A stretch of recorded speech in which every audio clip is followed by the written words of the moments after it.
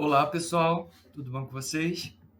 Vamos a mais uma semana de aula à distância. Hoje nós vamos falar sobre o capítulo 10, que é a agropecuária brasileira. Na semana passada a gente falou sobre o extrativismo no Brasil. E aí, só para a gente entender um pouquinho sobre a questão da agropecuária, a questão agrária no Brasil é muito complexa, porque existem várias questões históricas de ocupação dessas terras que vão fazer com que hoje o Brasil ele tenha um cenário agropecuário um tanto quanto concentrado, ok? O Brasil é um país de dimensões continentais. Então, se faz necessário hoje, mais do que nunca, um método de reforma agrária mais eficiente. Mas isso a gente vai falar um pouco mais à frente, tá ok? E aí, quando a gente fala sobre concentração de terras no Brasil, é impossível a gente não lembrar da primeira divisão territorial dentro do Brasil, que foram as capitanias hereditárias, ou seja, grandes dimensões de terras que eram entregues pela coroa portuguesa apenas para uma única família, e passava de geração em geração aquela quantidade enorme de terras. Ou seja, hoje o que nós temos de concentração de terras no Brasil é também muito fruto e é herança das capitanias hereditárias, ok? E a concentração de terras quer dizer o seguinte: é muita terra na mão de poucos proprietários rurais, enquanto muitos proprietários rurais vão ter menor porção dessa terra, quiçá muitas famílias nem têm terra para poder trabalhar. Os latifúndios é um cenário muito evidente no Brasil, por ser um país onde a agropecuária faz grande parte do seu PIB, que é Produto Interno Bruto. É impossível não pensar em latifúndios, que são grandes propriedades agrícolas. Continuando. O telefone tocou aqui. A elite agroexportadora. No Brasil, a gente pode perceber, talvez não tão evidente como lá no passado histórico, mas também ainda é possível perceber a influência da elite agroexportadora dentro do território brasileiro. Quando eu penso no processo de revolução industrial, um dos fatores que fizeram com que o Brasil tivesse um processo tardio de revolução industrial era porque a revolução industrial, de uma certa forma, não era muito interessante para a elite agroexportadora, porque era muito mais vantajoso e rentável a exportação de matéria-prima do que propriamente a exportação de produtos industrializados, até porque o Brasil não tinha um alto poder de industrialização e também não tinha tantas máquinas e nem tecnologias para poder fazer uma industrialização tão eficaz e rentável no que se refere a lucro. Então, era mais lucrativo para a elite agroexportadora manter esse processo de produção agrícola, um país muito agrário. E o surgimento de novas tecnologias. E aí o que acontece? Lá pelos meados do século, década de 50, início da década de 60, há um processo muito grande de evolução tecnológica no Brasil. E aí a gente começa a viver um processo de transformação da área rural, ok? Mas aí, algo que vale a gente pensar um pouquinho agora é: qual é a visão que nós temos do campo, da zona rural? A gente vai ver aqui nesse próximo slide. O campo, antigamente, ele era uma área que não era sinônimo de desenvolvimento, pelo contrário, o campo era subjugado à zona urbana, ou seja, a zona rural precisava da zona urbana para poder se manter economicamente. Então, os trabalhadores eram em maior quantidade, trabalhadores agrícolas, antigamente, e os maquinários não eram tão eficazes, eram mais utilizados a mão de obra e a tração animal.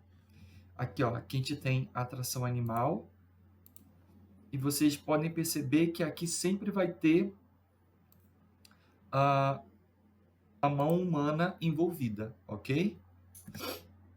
E aqui vocês também vão ver, ó, aqui é uma área onde o gado ficava escondido, guardado, e aqui você vê, ó, o homem ordenhando a vaca, coisa que a gente vai perceber que hoje é bem diferente, ok?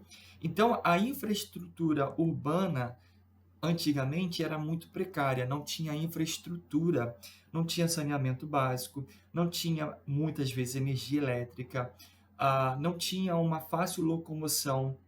Então, com o surgimento das fábricas na cidade, as pessoas da zona rural começam a perceber uma excelente oportunidade de mudança de vida. E aí é o momento que acontece o êxodo rural. Até a Revolução Industrial, a maior parte da população vivia na zona rural. A partir da Revolução Industrial, há o êxodo rural, e aí sim, devido à grande oferta de emprego e também objetivando melhores condições de vida, saúde, infraestrutura, saneamento básico, educação, a zona urbana começa a ter um maior contingente populacional. Hoje, o cenário da zona rural, a partir das décadas de 50 e 60, ele é muito, muito diferente de lá atrás. Por quê? Porque hoje, devido aos avanços da tecnologia, é quase que inconcebível pensar que a zona rural é uma área altamente atrasada, totalmente atrasada. Não, pelo contrário. Muito do que é produzido de tecnologia na zona urbana é transmitido para a zona rural. Então, hoje, aquele patamar de dependência apenas da zona rural para a zona urbana, hoje é o oposto. Hoje há uma interligação muito forte entre a zona rural e a zona urbana, e elas há uma troca muito grande de interesses. A zona urbana precisa da zona rural para abastecimento de produtos agrícolas, e a zona rural precisa da zona urbana para fornecimento de tecnologias, de maquinário, mão de obra especializada.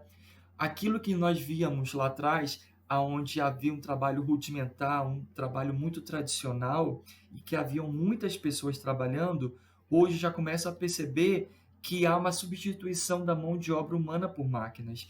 E apenas um único homem ele começa a operar vários maquinários. Aqui a gente vai ter o drone.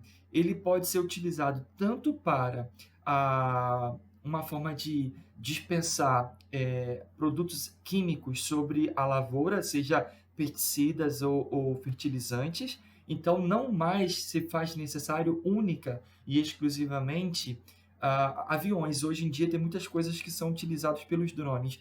E o drone tem uma outra vantagem competitiva que é muito boa, que é uma visão macro da sua produção, seja ela agrícola ou da pecuária.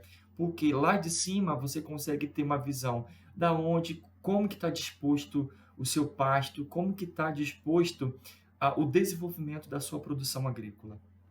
Então, hoje, é errado eu falar que a zona rural ela é atrasada e que ela não possui tecnologia. Então, hoje, na zona rural, tem asfalto, tem internet, tem telefone, tem luz elétrica, tem tudo, ok? Claro que numa perspectiva um pouco diferente, talvez pelas finalidades com as quais elas vão ser utilizadas. Então, aqui, ó, eu tenho grande produção em menor espaço de tempo. Lá, antigamente, eu tinha uma produção muito limitada, ok? Pouca produção, e não era tão eficiente, porque acabava que ficava muito à mercê dos fatores climáticos, seja sol, chuva. Hoje em dia, com a tecnologia, o homem consegue burlar as características climáticas e pode, por meio da irrigação artificial, promover chuva artificial o ano todo. Se não quer um produto agrícola que requer um cuidado maior com a insolação, tem aquelas estufas que protegem também a produção agrícola, ok? E aqui eu tenho braços robóticos, ou seja, o robô hoje ele está inserido dentro da zona rural. Então hoje a zona rural ela é bem diferente daquela perspectiva de antigamente. Então é possível encontrar rodovias, ferrovias, cruzando as áreas rurais. Até, gente, indústrias dentro da zona rural. Como assim? Hoje, devido à facilidade e até mesmo pela questão da autotecnologia desenvolvida pelo mundo afora, é muito mais proveitoso, lucrativo e economiza tempo, de repente, numa produção, vamos pensar assim,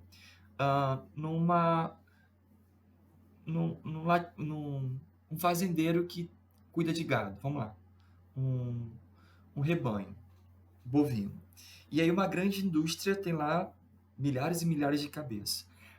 Quando vai fazer o abate para fazer a venda para exportação ou consumo nacional, antigamente o animal vinha para a zona urbana e dentro da zona urbana tinha o frigorífico, tinha todo aquele equipamento para poder fazer o abate do animal. Hoje em dia, não. Hoje em dia existem fábricas, indústrias dentro da própria fazenda. Isso otimiza tempo, faz com que tenha menos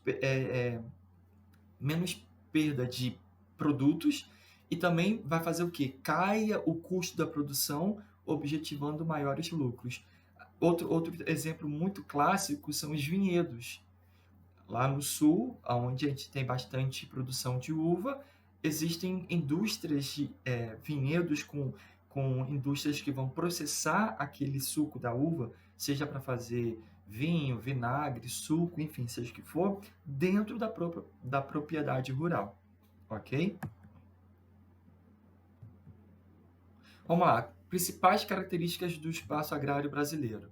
As mudanças, elas começaram a partir de 1950, devido à industrialização no Brasil, ganhou muitos investimentos no momento em que o Brasil ele se abre para o mercado externo, muitas empresas transnacionais e muitos investidores internacionais começam a perceber que o Brasil é um país de grande possibilidade econômica. Então, houve bastante investimento e essas empresas trouxeram também suas tecnologias. A modernização dos meios produtivos, ou seja, maquinário, insumos agrícolas, profissionais altamente qualificados, ou seja, veterinários, agrônomos, enfim, todas essas pessoas que trabalham dentro da área rural, mas que são trabalhadas, que são preparadas na zona urbana. A consolidação da agroindústria, ou seja, a agroindústria são as empresas que dominam a produção dos setores primários, ou seja, pecuária ou, nesse caso, pecuária ou agricultura. E aí ele vai fazer o seguinte, é aquilo que eu falei da indústria agrícola.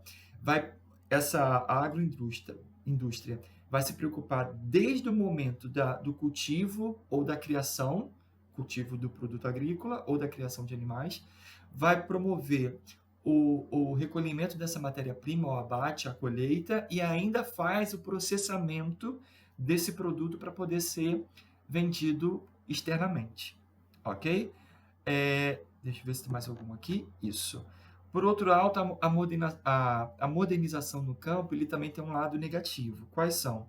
Primeiro, a segregação social dos produtores.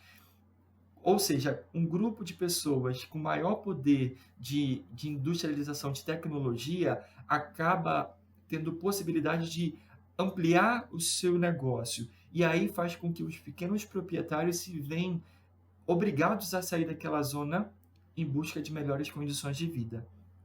E o outro é a questão do maior impacto ambiental. Quanto maior a produção, maior a necessidade de retirada da camada vegetal para o cultivo da soja, cana-de-açúcar ou até mesmo do pasto para o gado, ok? Galera, vou parar por aqui, daqui a pouco a gente continua com a segunda parte do vídeo, ok? Até daqui a pouquinho.